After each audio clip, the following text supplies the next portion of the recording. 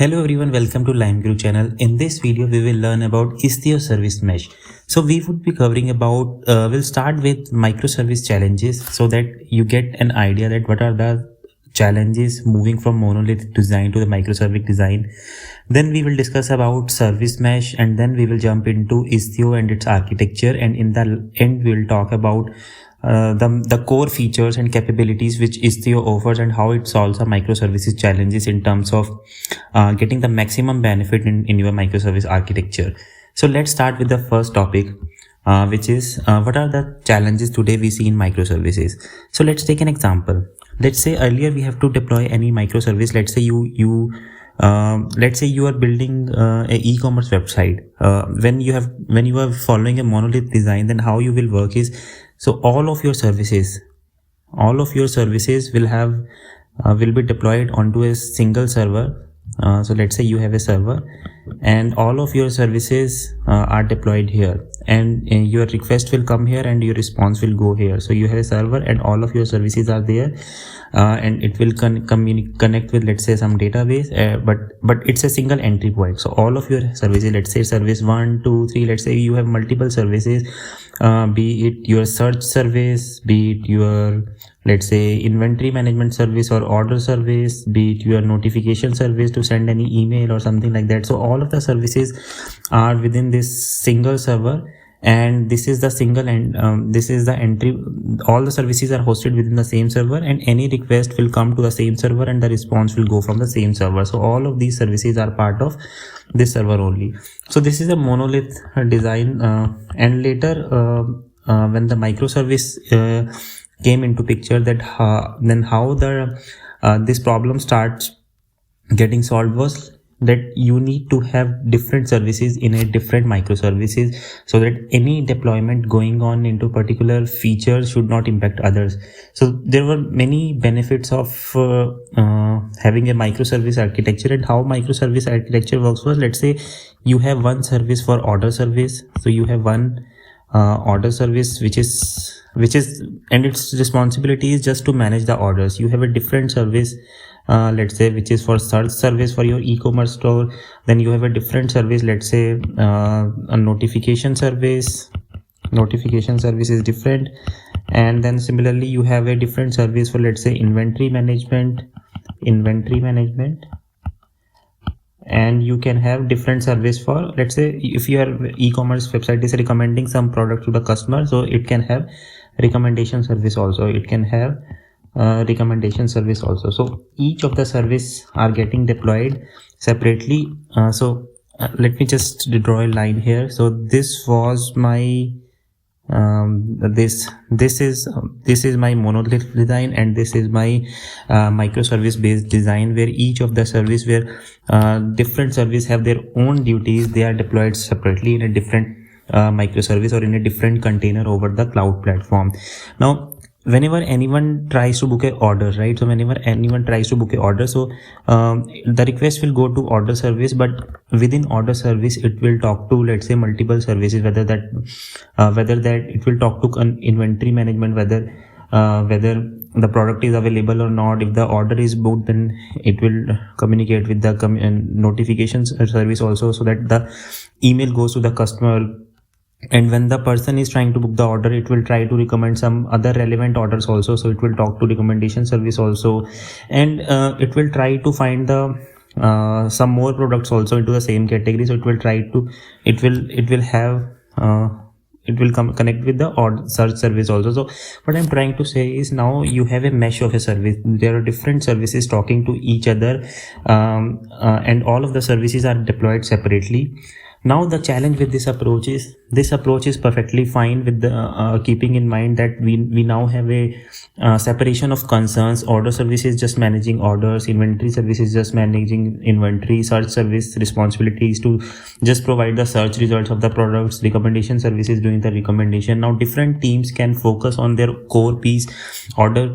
Some specific team members can work on building the order service without impacting any other service. Some dedicated people can work on building the notification service. for example sending notifications or via email or SMS, so they can just focus and package that service independently. So it has a lot of benefits that now you have a modular structure within your microservices now, compared to the previous approach where everything was bundled into one package. So anything goes wrong in one of the service can bring down all of the services in this type of architecture, in the monolith architecture. So this was a that was a downfalls in the monolith architecture, and that's why this microservice architecture became popular over time. But now this microservice architecture also has some problems. What are those problems? The problems are more on the DevOps side, and the problems are more on the operational sides. Now you have, instead of a one server you have to maintain, you have multiple services here, 1 2 3 4 5, and you have to maintain that all of the services should be in sync with each other. You have to maintain all of the services should be connected to each other. You have to maintain that you should be able to trace that how your request is flowing. Whenever anyone is booking order, then from order service what all different services were called, you need to trace, you need to have traceability among your services, so that you can identify the root cause. If anything goes wrong, if anything went wrong in production, you should be able to trace that how what all requests were made, what was the flow, what all microservices were called internally. So you should be able to trace those things. And you need to have the earlier what used to happen was whenever you need to have authentication and authorization, because there was a single server, so you can have authorization and authentication at server level, at a single server level. But now you have multiple services and any service can be invoked independently. You need to have authorization and authentication for each of these services. So that becomes a operational challenge within microservice architecture, and this is what we are going to discuss in this video, that how service mesh is going to solve all of these problems, how it's going to take care of all of these operational things, how it's going to make the life of DevOps smoother, and how it's going to make the life of developers smoother, so that developers can again focus on just building the service. They should not be worried about how these services should be connected, how these authentication, authorization will be controlled. So everything would be taken care by service mesh, which we are going to discuss in this video in the subsequent part. So these are the challenges. I hope you get the idea. Now we'll discuss about what is service mesh. Before going into the Istio offering, we'll discuss what is service mesh. So service mesh is nothing, it's the same which I've just explained you right now. It's a mesh of microservices. So you can see here, it's a mesh of microservices, and every microservice is talking to each other.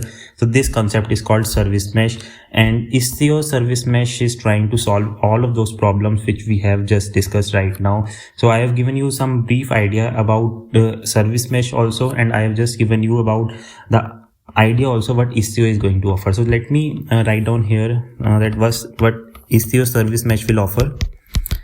Istio service mesh.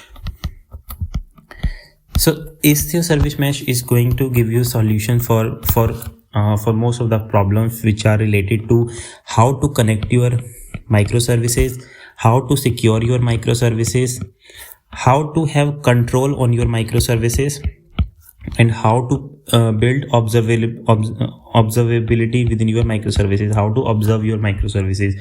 So connect is more related to traffic management, that you should any service among multiple microservices, you should be able to connect each of the microservices, and you should be able to control what is the input traffic, what is the output traffic. So that is related to the connect part. You should be able to do traffic management, and you should be able to connect your microservices. And Istio service mesh provides a reliable connectivity to your microservices in terms of the operational aspects. So that is taken care by Istio service mesh. Secure is more related to providing authentication, authorization, access controls to your service. So that is also taken care by Istio service mesh.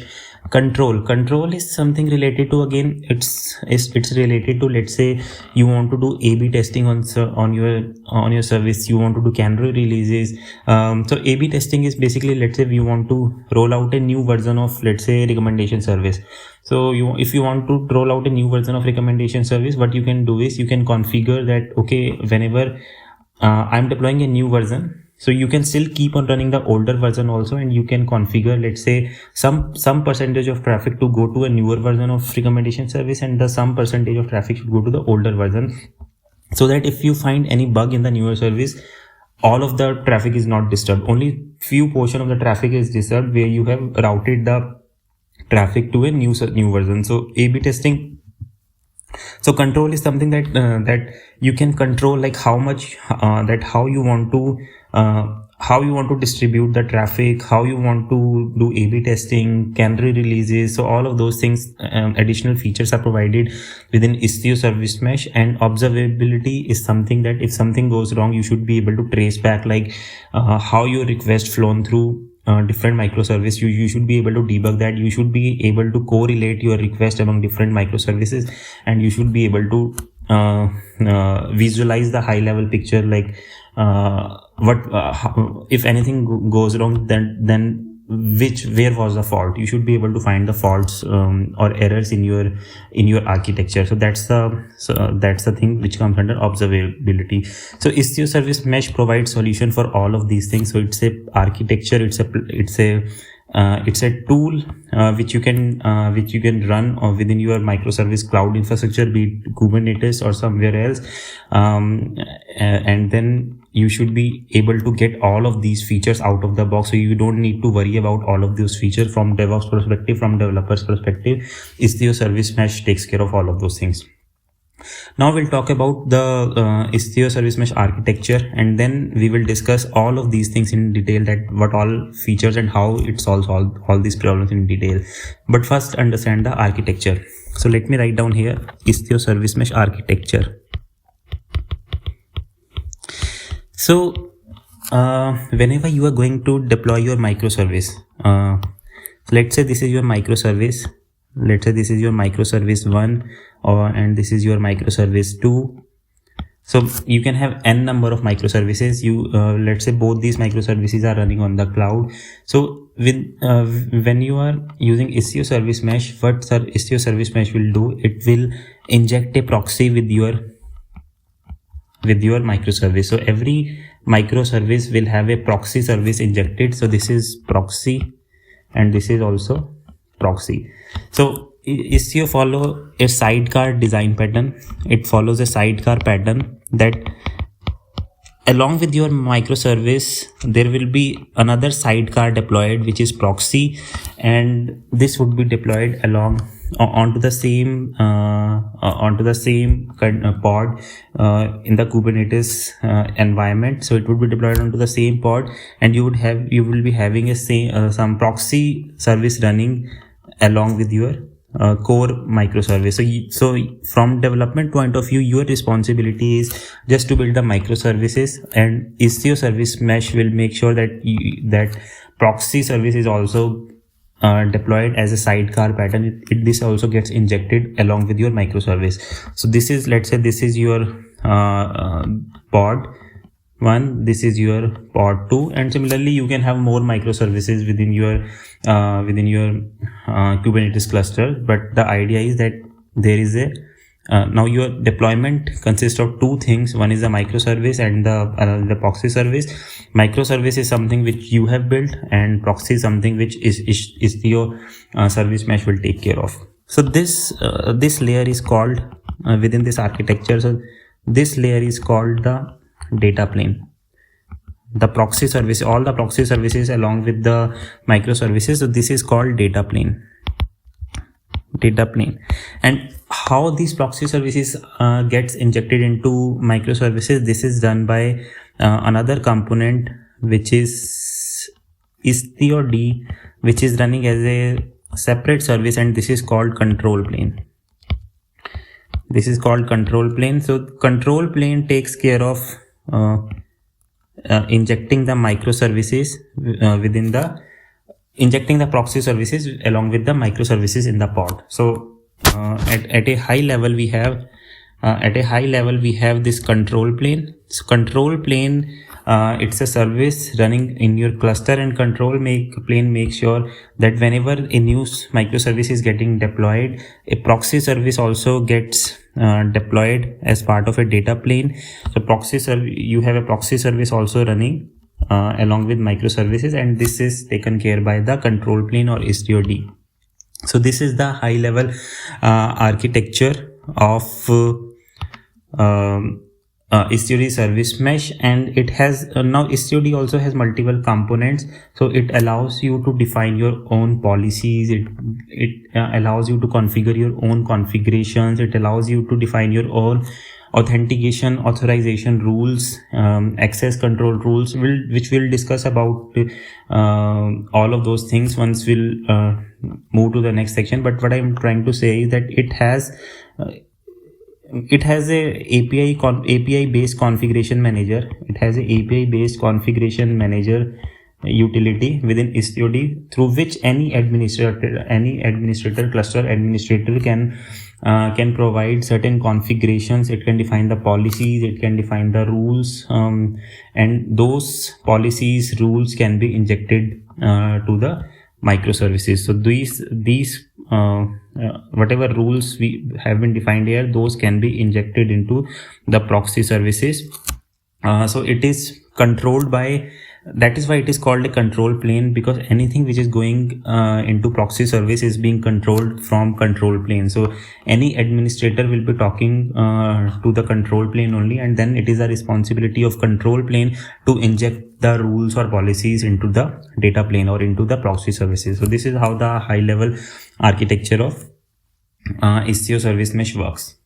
Now we'll discuss about like what are the features and capabilities, how it solves different problems which we have discussed right now. So we'll discuss about the features and capabilities of Istio service mesh. Features and capabilities. So first feature or capability that it provides is it helps to manage traffic. It helps a lot in the traffic management across our microservices.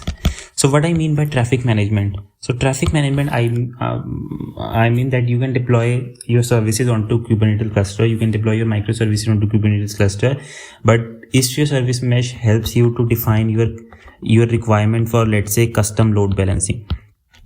You want to have custom load balancing requirement. Let's say you can configure those policies via this control plane, and those policies will be injected to your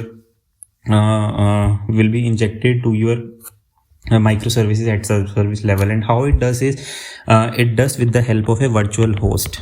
It does it with the help of a virtual host. And what is virtual host? Let's say your service is abc.com. So you have deployed your microservices abc.com. Now you can create a virtual service on top of abc.com. Let's say it is vabc.com, virtual abc.com. So any client will be calling the virtual service vabc.com, and it will internally call abc.com.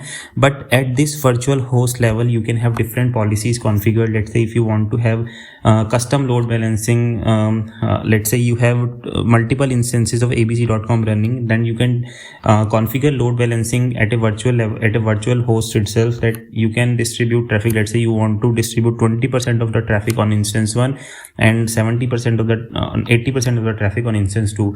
So by default in Kubernetes, you get round robin load balancing. Your first request will go to instance 1, second will go to instance 2, and this is how it works by default. But if you have any custom requirement for your custom load balancing, so that is pretty much possible.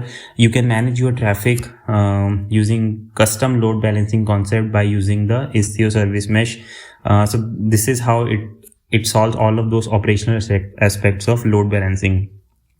You can also define other things. Let's say if you want to define rate limiting on your services, or you want to configure certain retries on your service. Let's say if certain microservice call failed and you want to retry, that is also something which you can configure via a service mesh. Also, then you can have A/B testing kind of a scenario, which I just talked about, that you can let's say if you are releasing a new version of your software, that you can distribute your traffic. Let's say you can say 20% will go to the new version and 80% you still want to go to the older version, so that over a period of time you can test how your 20% traffic onto the new version is performing, and eventually you can increase the traffic onto the newer service once you're confident that this is working fine. You can have canary releases using the traffic management feature. You can have timeouts defined. Let's say if some microservices is not responding on time, you can have timeout policies also configured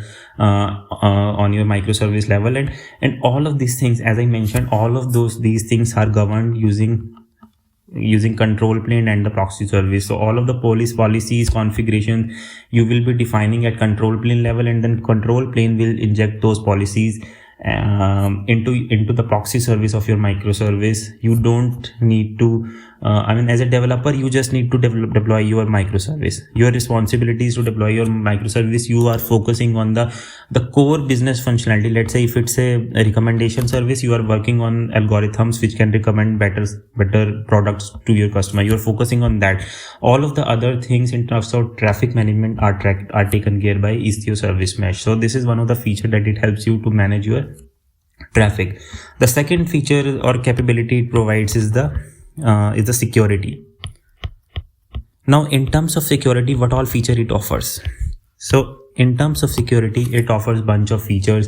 You can manage certificates, TLS certificates you can manage within your microservice. You can make it HTTPS. You can have secured connections over your microservice using certificate management. You can define the authentication and authorization policies. You can define authentication and authorization policies within your microservice architecture, and that is taken care by this Istio service mesh. I'm writing here authorization. So these things are also taken care by Istio service mesh. And again, how it happens is it has a certificate. Istio D has a certificate manager also as a component. So any administrator can provide the policies related to certificates or authentication or authorization via the API config server. So let's say this is the administrator. So administrator can provide all those policies to this API config manager or API config server, and then Istio D or a control plane can inject those authentication and authorization rules within your microservice. And once those things are injected, so any request coming to your microservice, so proxy service will intercept those requests. It will try to authenticate and authorize that request, and only then it will allow you that request to enter into your microservice logic. So this proxy service act as an interceptor when you have configured authentication and authorization policies at Istio service level. So it acts as a interceptor, and that is how it separates the responsibility of microservice logic, and it separates the logic of authentication and authorization. So it takes care of all of those things internally as a separate configuration, right? So this is again a great feature. The third thing I want to talk in terms of features and capabilities, observability. Now, in terms of observability, it provides three things to you. And what are those three things? First is the metrics. Second is the distributed tracing. And the third thing is the access logs. So Istio Service Mesh provides you all these three things out of the box, and I'll talk about all of those things. So metrics is, let's say you want to get metrics at a proxy service level, you want to get metrics at a control plane level, or you want to get certain metrics at a microservice level. So let's say if you want to get certain matrices at this level, this is my microservice, you want to get some metrics at microservice level, or you want to get some metrics at proxy level, or you want to get at control plane level, all of those metrics. So what are these metrics? So metrics would be, let's say if you want to know how much is the latency in your microservice, when was the request received, when was the response your service returned, how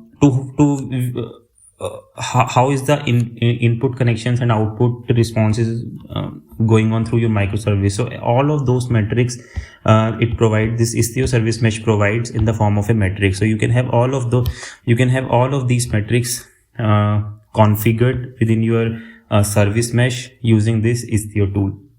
Now then, what is distributed tracing?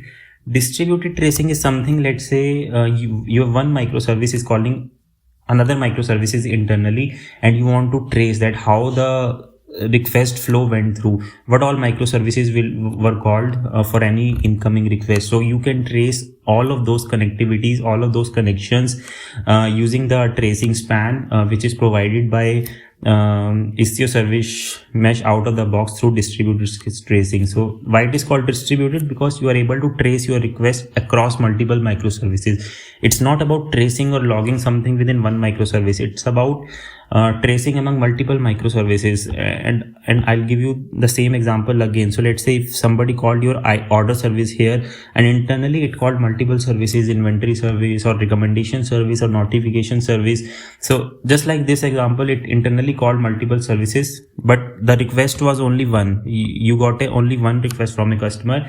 It internally called multiple microservices. So you should be able to trace that all of the traces for that request, that this request went through how many microservices. That's why it's called distributed microservices, distributed tracing. And this service mesh provides you the distributed tracing feature also it's very convenient to do distributed tracing within this tool.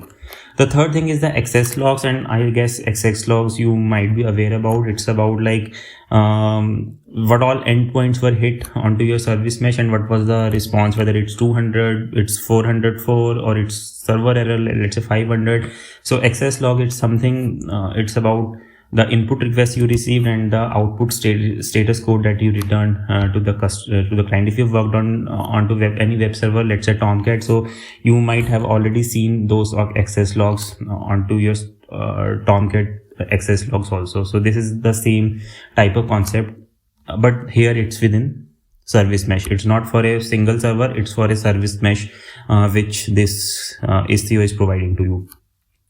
So these are three features, and one last feature I just want to brief you about is that it is extensible in nature. It provides extensibility also.